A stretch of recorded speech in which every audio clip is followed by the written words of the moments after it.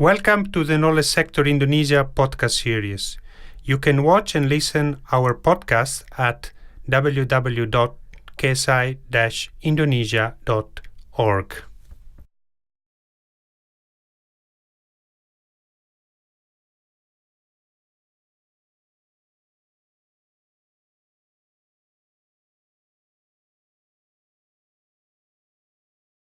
Today we will discuss these questions with Arnaldo Pellini, who wrote the story of change about the contribution of the research evidence to the village law formulation in Indonesia.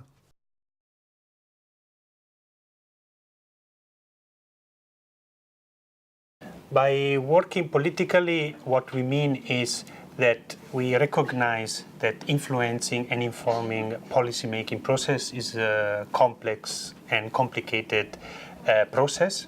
Therefore, you need to understand the politics and the dynamics of the policy-making process before you start to think about your research. You want to be able to identify and know who are the policymakers that you want to reach, and you want also to be clear in the type of knowledge product and the type of communication that you want to have as part of your plan. And all this can be broadly defined as working politically.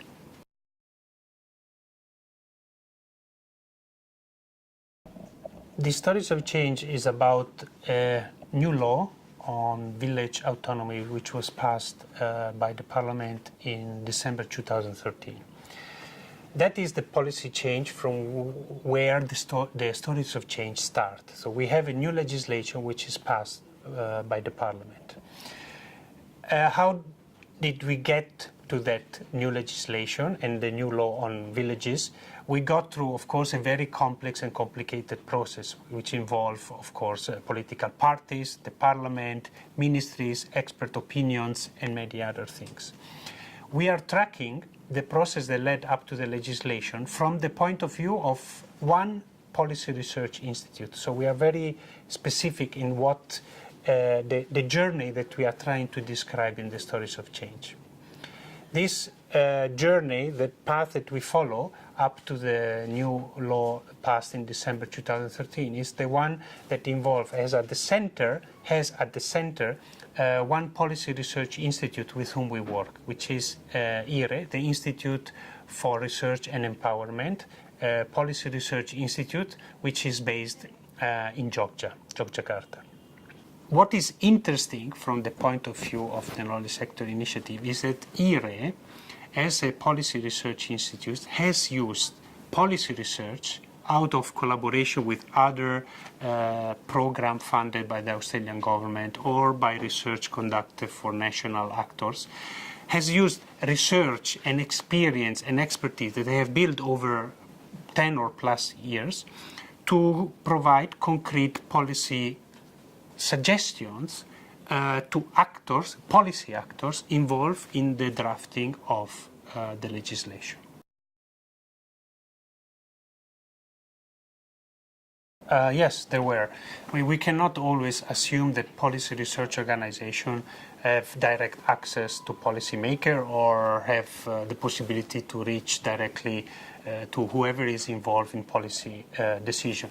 So in the case of the Stories of Change that we are talking about, IRE, at some point, IRE started first to try to engage with national ministries and got certainly some result there. But at some point, since we are talking about a 7 years process from initial discussion up to the passing of the law, IRE at some point engaged with what we call intermediary organization, an advocacy network of individuals and organizations working on changing and trying to influence what was in the law to be passed in the December 2013.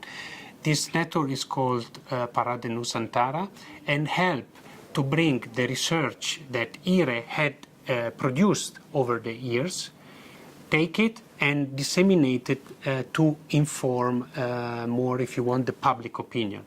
This is, if you want, a tactic, because by doing that and informing public opinion and informing other advocacy organizations, you can then try to influence the legislative process. First of all, let me say that the policy changes that the work of IRE is achieved is not a direct attribution of that derive from the policy recommendation to changes of the law. I think it's better to speak about contribution. So the work of IRE and the research and the policy research of IRE has contributed to parts of the regulation now included in the law, or the articles in the law. The number one change is that the definition of villages is now broader than it used to be, and it includes also what are so-called traditional villages. Another that comes to my mind is the greater budget allocation that is now included in the law. So 10% of the national budget has now to be basically given to villages. This will result in greater amount and greater funds and availability of funds for villages to develop projects that they have decided. There are also measures for a greater participation and discussion of village representative or community representative in decisions that are taken at the village level. Another measure which is included in the legislation, it can also kind of be linked with the research that IRE and the policy recommendations suggested by IRE, is that village heads can now be reconfirmed through local election for longer periods of time. And this will, the intention is to make sure that the project that they start with greater also funds available are implemented, and there is a kind of greater continuity.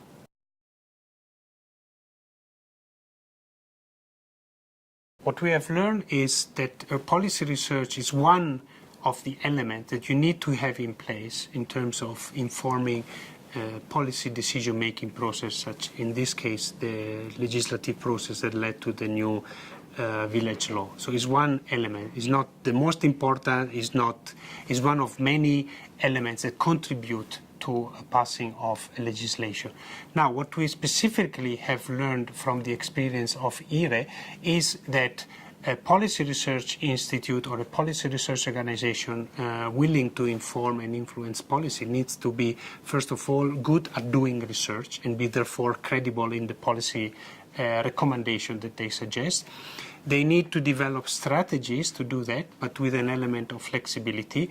And in the case of IRE, we have shown that they have worked on three main streams. One is working with national ministries, another was working with Commission number 2 at the Parliament, the DPR, and the third stream in their strategy was to link up with advocacy network, which could help to inform also public opinion. So they had a diversified approach, which shows that IRE, in the case that we describe in the Stories of Change, has really been able to work politically, has had the intention to influence the policy, has had the plan and the strategy to do that on multiple fronts, and adapted to changes and opportunity that occurred along the way. And we need to remember also that the whole process, from initial ideas to passing of legislations which involve IRE as many other actors, was lasted for about 7 years.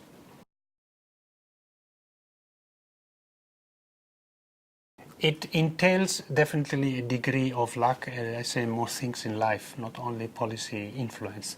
I guess in the case of IRE, we have a policy research institute which aims at certain or supporting certain policy recommendations. They had a plan, but the plan is just an approximation of the future, is a wish, if you want. You can't read the future and you can't forecast in detail for the future. So when you encounter opportunities, when the activities that you implement results in new contacts, in changes of circumstances, in changes also of individuals within the actors that you are trying to reach for informing their policy decision process, certainly a degree of luck is part of the equation, is part of the complexity of policy influencing work, definitely.